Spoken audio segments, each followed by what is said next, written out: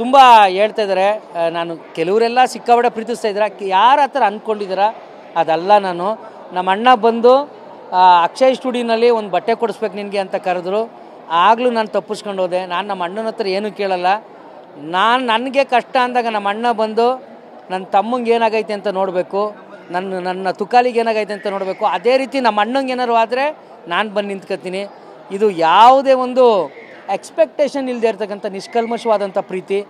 ಯಾರಾದರೂ ಆ ಥರ ಭಾವಿಸಿದ್ರೆ ಅದು ತಪ್ಪು. ಯಾಕಂದರೆ ಇವತ್ತು ಕೂಡ ಒಂದು ನಿಮಿಷ ಎಲ್ಲ ಹೇಳ್ಕೊಂಡು ಹೋದ್ರೆ ನಂದು ಇವಾಗ ಕೆಲವೊಂದು ಯಾವುದ್ಯಾವುದೋ ಒಂದು ಕ್ವಶನ್ಗಳು ಕೇಳ್ತಾರೆ, ಅವರೇ ಹಾಕ್ಕೊಂತಾರೆ. ನೀನು ಅದು ಚಿಂತೆನೆ ಮಾಡಬೇಡ, ನಾವು ಇಬ್ಬರು ಹೊರಗಡೆಯಿಂದ ಗೊತ್ತಿದ್ದು ಹೋಗಿ ಒಳಗಡೆ ಇದ್ದಿದ್ರೆ ಇನ್ನೂ ಹೆಂಗಿರ್ತಾ ಇದ್ರು ಗೊತ್ತಿಲ್ಲ ನನಗೆ. ಅವರು ಒಂದು ಎತ್ತಿನ ರೇಸಲ್ಲಿ ಅವ್ರ ಊರವ್ರು ಮಾತಾಡಿರೋದು ಎಷ್ಟು ಗೊತ್ತೋ ಅಷ್ಟೇ.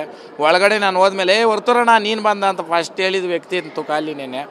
ಅದಕ್ಕೆ ಇವ್ರ ಬಗ್ಗೆ ನನಗೆ ಅಪಾರವಾದ ಪ್ರೀತಿ. ಯಾಕಂದರೆ ಆ ಮನೆಯಲ್ಲಿ ನಾವಿಬ್ಬರು ಹೋಗ್ತಾ ಇದ್ದೀರಂದರೆ ಆ ಬೀನ್ ಬ್ಯಾಗ್ಸು ಕಾಯ್ತಾ ಇರೋವು ಕಂಟೆಸ್ಟೆಂಟ್ಸ್ ಎಲ್ಲರೂ ನಮ್ಮನ್ನು ಮೇಲೆ ಅಲ್ಲಿ ಅದು ನಮ್ಮದೇ ಜಾಗ ಅನ್ನೋ ರೀತಿ ಬಿಂಬನೆ ಆಗಿಬಿಟ್ಟಿತ್ತು. ಆ ಬೀನ್ ಬ್ಯಾಗ್ಸು ಕೊಟ್ಟಿಲ್ಲ. ನಾನು ಬಿಗ್ ಬಾಸ್ ಅವ್ರಿಗೆ ಹೇಳ್ತೀನಿ ಏನಣ್ಣ. ಬಟ್ ಏನಂತಂದರೆ ನಿಷ್ಕಲ್ಮಶವಾದ ಪ್ರೀತಿ ನಾವು ಯಾರಿಗಾದ್ರೂ ಕೊಟ್ಟರೆ ಅದು ವಾಪಸ್ ರಿಟರ್ನ್ ಬಂದೇ ಬರುತ್ತೆ. ಅದೇ ನಾವಿಬ್ಬರು. ನಿನ್ನ ಮೇಲೆ 100 ಹೇಳಲಿ, ನನ್ನ ಮೇಲೆ 100 ಹೇಳಲಿ, ಏನು ನೀನು ಚಿಂತೆ ಮಾಡಬೇಡ. ಕ್ಲಾರಿಟಿ ಅದು ಬಿಗ್ ಬಾಸ್ ಮನೇಲಿ ಮಾತ್ರನೇ ಕ್ಲಾರಿಟಿಗಳು ಅದೆಲ್ಲನೂ ಏನು ಚಿಂತೆ ಮಾಡಬೇಡ. ಸಂತೋಷ.